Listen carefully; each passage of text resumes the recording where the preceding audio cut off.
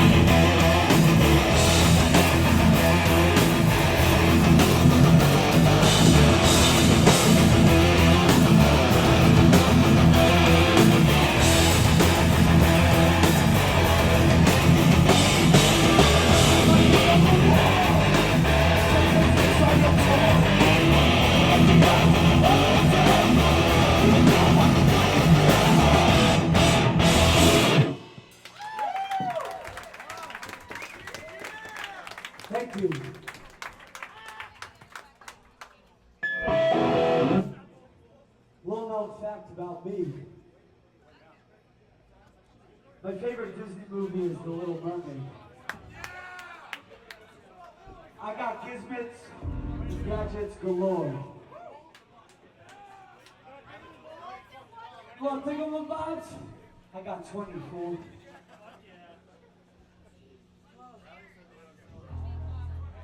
Let's play an old jam.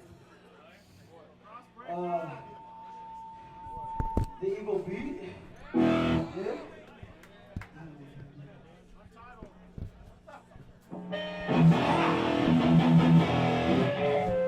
I love that song, by the way.